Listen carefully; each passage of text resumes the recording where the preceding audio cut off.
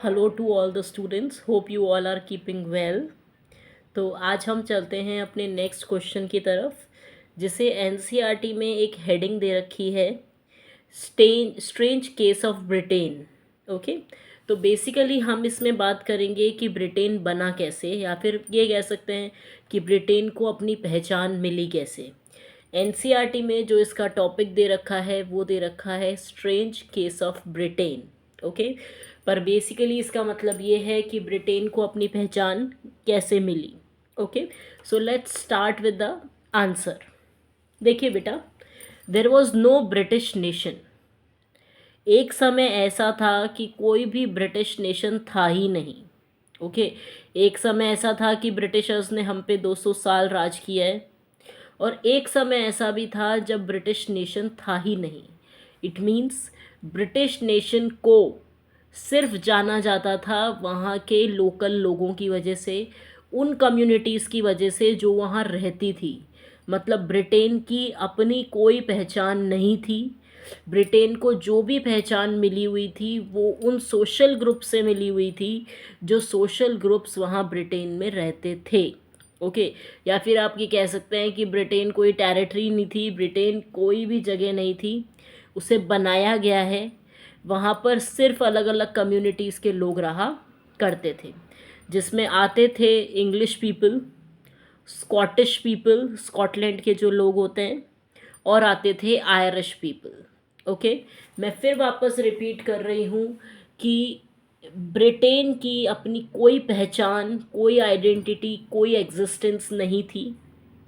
वहाँ सिर्फ अलग अलग सोशल ग्रुप्स के लोग रहते थे। ब्रिटेन का खुद का कोई एग्जिस्टेंस नहीं था। और वहाँ कौन कौन से सोशल ग्रुप्स रहा करते थे, एथनिक ग्रुप्स रहा करते थे, वो थे English people, Scottish people and Irish people. Okay, अब चलते हैं आगे कि ब्रिटेन को अपनी पहचान मिली तो मिली कैसे। ओके, तो देखिए, all the ethnic groups had their own culture and tradition.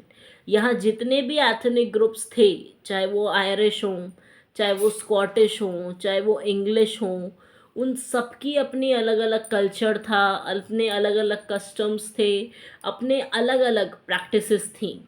मतलब ये लोग कॉमन आइडेंटिटी शेयर नहीं कर रहे थे। इनके ट्रेडिशंस, इनके कस्टम्स, इन सब से ये एक दूसरे से बहुत अलग थे।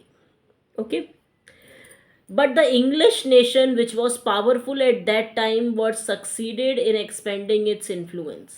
लेकिन उस समय जो एक, आप ये कह सकते हो, नेशन था जो बहुत पावरफुल था, वो था इंग्लिश नेशन, जिसे हम इंग्लैंड भी कह सकते हैं।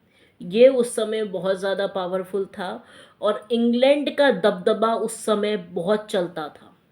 मतलब इंग्लैंड जो था एक पावरफुल कंट्री उस समय की मानी जाती थी, और उसका असर, उसका इन्फ्लुएंस बहुत देखने को मिलता था, और उसका इन्फ्लुएंस था पावरफुल इन्फ्लुएंस। ओके, ब्रिटेन की खुद की कोई पहचान नहीं थी उस समय। जो चीज़, या फिर आप ये कह सकते हो कि जो नेशन उस समय पावरफुल था, वो था इंग्लिश नेशन, जिसे हम इंग्लैंड कहते हैं।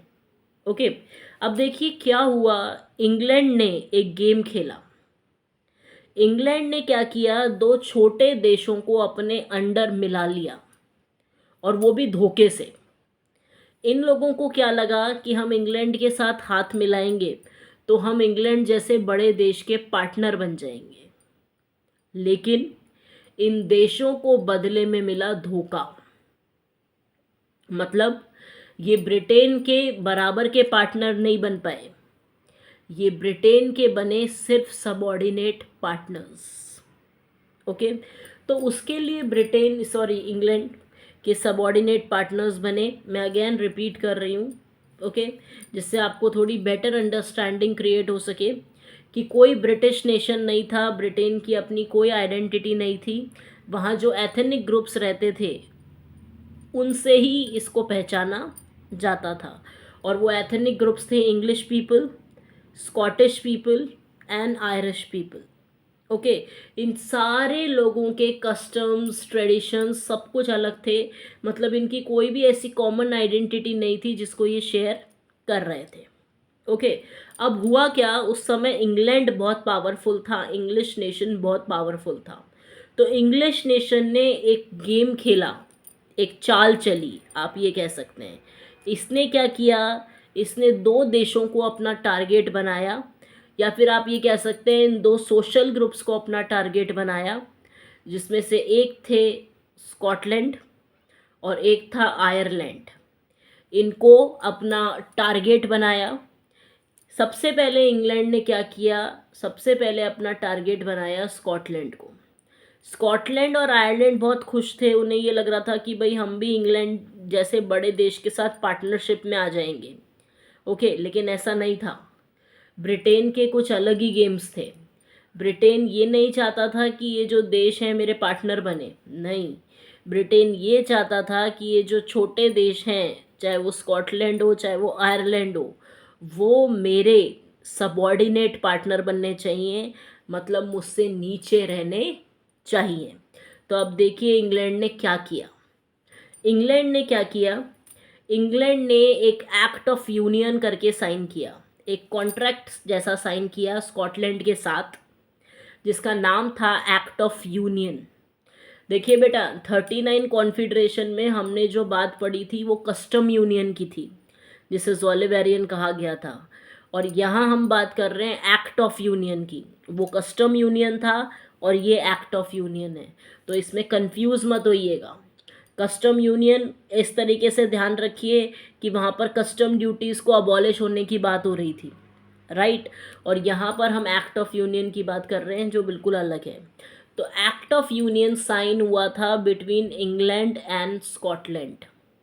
ओके, और ये पूरी सोची समझी इंग्लैंड की चाल थी, स्कॉटलैंड और आयरलैंड को अपने अंडर कंट्रोल लेने के लिए। ठीक है, तो क्या हुआ, एक्ट ऑफ यूनियन साइन हुआ between England and Scotland. Okay, उसके बाद स्कॉटलैंड पूरी तरीके से इंग्लैंड के अंडर इन्फ्लुएंस आ गया था, मतलब अब देश में वही हो सकता था स्कॉटलैंड में जो इंग्लिश पीपल चाहते हैं।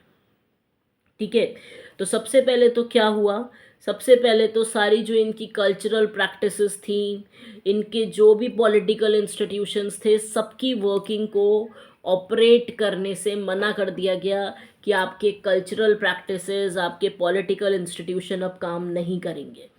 सबसे पहली चीज़ स्कॉटलैंड में ये हुई कि वहाँ के पॉलिटिकल इंस्टीट्यूशंस, वहाँ की कल्चरल प्रैक्टिसेस को अबॉलिश कर दिया गया, बैन कर दिया गया, रोक लगा दी गई कि अब स्कॉटलैंड में ना तो कोई पॉलिटिकल इंस्टीट्यूशंस काम करेंगे और ना स्कॉटलैंड में किसी भी तरह की कल्चरल प्रैक्टिस होगी।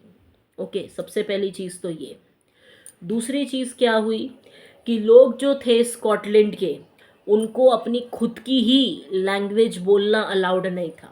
ठीक है, और इनकी लैंग्वेज थी गायलिक लैंग्वेज। उस लैंग्वेज को भी इंग्लिश गवर्नमेंट ने क्या किया, अबॉलिश कर दिया कि देश में कोई भी गायलिक लैंग्वेज नहीं बोलेगा, जिसको बोलनी है वो इंग्लिश लैंग्वेज ही बोलेगा। एक ये तो इस तरह की प्रॉब्लम हुई। इस एक्ट को साइन करने के बाद ये सारी प्रॉब्लम्स फेस करनी पड़ी स्कॉटलैंड को। उसके बाद जो लोग थे स्कॉटलैंड के, उनको इस बात से भी मना कर दिया गया कि आप अपनी नेशनल कॉस्ट्यूम नहीं पहनोगे। लोगों की पहचान होती है उनकी नेशनल कॉस्ट्यूम। आज अगर हम इंडियन लोगों की बात करें, जैसे इंडिया का कोई बहुत बड़ा, इंडिया रिप्रेजेंट कर रहा है अपने आप को कोई बहुत बड़े टूर्नामेंट में, कोई बहुत बड़े एशिया कप में या वर्ल्ड कप में, तो इंडियन जो लोग होते हैं वो अपने ही आउटफिट्स में जाते हैं। जैसा कि आपको एग्जांपल दूँ, you people might have seen that movie Chak De India. Okay, Chak De India में जब वो फॉरेन गए थे फाइनल्स खेलने के लिए, तो सारी लड़कियों ने वहाँ साड़ी पहन रखी थी, because that shows our tradition, कि हमारा ट्रेडिशन क्या कहता है। लेकिन यहाँ पर इन लोगों ने क्या किया, इंग्लिश लोगों ने यहाँ के लोगों से उनका नेशनल कॉस्ट्यूम भी पहनना बंद कर दिया कि आप लोग नेशनल कॉस्ट्यूम नहीं पहन सकते, और आप अपनी खुद की लैंग्वेज भी, जो कि थी गायलिक लैंग्वेज, उसको भी बैन कर दिया कि आप ये भी नहीं कर सकते। बहुत लोग ऐसे थे जिन्होंने ज़िद की नहीं कि हम अपनी प्रैक्टिसेस नहीं छोड़ेंगे, हम अपनी लैंग्वेज नहीं छोड़ेंगे, हम अपना ड्रेसिंग स्टाइल नहीं छोड़ेंगे। तो उन लोगों को क्या करना पड़ा, उन लोगों को अपना होमलैंड, अपनी जगह भी छोड़कर बाहर जाना पड़ा, क्योंकि उन्हें निकाल दिया गया वहाँ से। तो इस तरह की प्रॉब्लम्स क्रिएट की इंग्लैंड ने, किसके लिए? स्कॉटलैंड के लिए। ओके, क्योंकि इंग्लैंड और स्कॉटलैंड के बीच एक्ट ऑफ यूनियन साइन हुआ था। स्कॉटलैंड को ये लग रहा था कि ये साइन बहुत अच्छी चीज़ है, कॉन्ट्रैक्ट साइन हो जाएगा तो हम भी इंग्लैंड जैसे देश के पार्टनर बन जाएंगे।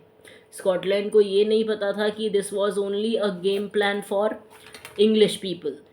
ओके, तो ये प्रॉब्लम क्रिएट हुई स्कॉटलैंड में after the signature which was done on act of union. Okay, उसके बाद इनका दूसरा टारगेट था आयरलैंड। देखिए, आयरलैंड खुद अपनी ही परेशानियों में परेशान था। आयरलैंड में कहने को एक ही रिलीजन था, वो था क्रिश्चियनिटी, लेकिन उस रिलीजन क्रिश्चियनिटी के भी दो ग्रुप्स वहाँ थे, कैथोलिक्स एंड प्रोटेस्टेंट्स। वो आपस में ही एक दूसरे से आयरलैंड में लड़ते रहते थे। तो आयरलैंड तो खुद ही अपने देश की समस्याओं में इतना उलझा हुआ था, लेकिन तब भी आयरलैंड को ये लगा कि नहीं, अगर इंग्लिश जैसे या इंग्लैंड जैसे देश से हाथ मिलाया गया तो हम भी इनके सबॉर्डिनेट पार्टनर ना बनकर इनके पार्टनर बनेंगे और हमको भी वो सारी रिस्पेक्ट मिलेगी जो इंग्लैंड को मिलती है। लेकिन यहाँ भी ऐसा ही हुआ। इंग्लैंड ने क्या किया? आयरलैंड को भी धोखा दिया, और आयरलैंड को इंग्लैंड ने धोखा दिया उसी की लड़ाई में, क्या करके? डिफरेंसेस डाल के। डिफरेंसेस ऑलरेडी थे कैथोलिक्स और प्रोटेस्टेंट्स में। तो इंग्लिश लोगों ने क्या किया? प्रोटेस्टेंट्स का साथ दिया। ओके, प्रोटेस्टेंट्स का साथ दिया और कैथोलिक्स को सप्रेस कर दिया, और बाद में प्रोटेस्टेंट्स को भी सप्रेस कर दिया। इस तरह की चाल चली इंग्लिश पीपल ने, और इसी तरीके से आयरलैंड को भी forcefully United kingdom of great Britain का पार्ट बनाया गया। मतलब जब ब्रिटेन बना तो उससे पहले एक बहुत बड़ी साजिश रची गई थी, जो साजिश रची थी इंग्लैंड ने। इंग्लैंड ने इस साजिश के अंतर्गत दो देशों को अपना टारगेट बनाया था, एक था स्कॉटलैंड, एक था आयरलैंड।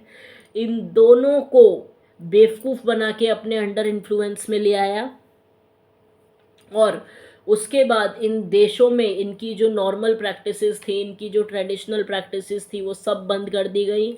और क्या क्या दे दिया गया? इनको इंग्लिश फ्लैग दे दिया गया कि अब आपका नेशनल फ्लैग जो इंग्लैंड में चलता है वैसा ही नेशनल फ्लैग चलेगा। ठीक है, ब्रिटिश फ्लैग बेसिकली।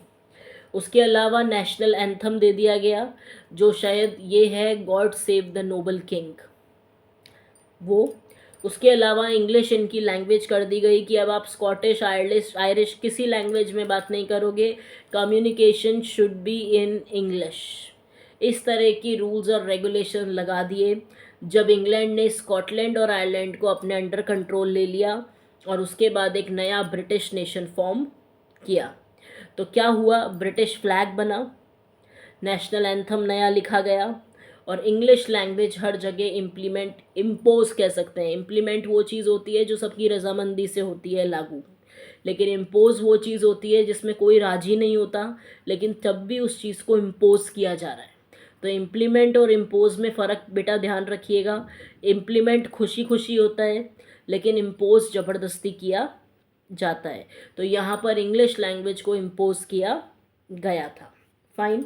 और उसके बाद आयरलैंड जो था वो एक सबॉर्डिनेट पार्टनर बन गया। मतलब पार्टनर तो बना, लेकिन हमेशा नीचे वाला पार्टनर। मतलब आपको सब कुछ इंग्लिश पीपल की सुननी पड़ेगी। और उसके अलावा Nations which were under the control of English people, और उसके अलावा बहुत सारे ऐसे नेशंस थे जो इंग्लिश के अंडर कंट्रोल थे, उनकी भी हालत वैसी ही थी जो स्कॉटलैंड और आयरलैंड की हुई थी। अगेन मैं रिपीट कर रही हूँ, ब्रिटेन की अपनी खुद की कोई आइडेंटिटी नहीं थी, किसी तरह का कोई एग्जिस्टेंस नहीं था ब्रिटेन को। ओके, अपार्ट फ्रॉम दिस, अब आप क्या बात कर सकते हैं? सबसे पहली चीज़ कि ब्रिटिश कोई नेशन नहीं था। यहाँ जो लोकल कम्युनिटीज़ रहती थी उनसे ही इसकी आइडेंटिटी थी, जिसमें इंग्लिश पीपल रहते थे, स्कॉटिश पीपल रहते थे, और आयरिश पीपल रहते थे।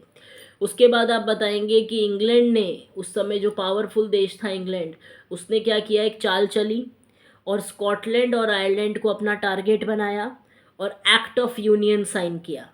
एक्ट ऑफ यूनियन साइन करते ही जो स्कॉटलैंड था वो इसके अंडर कंट्रोल आ गया इंग्लिश के लोगों के, ठीक है। वहाँ की लोकल लैंग्वेज, वहाँ के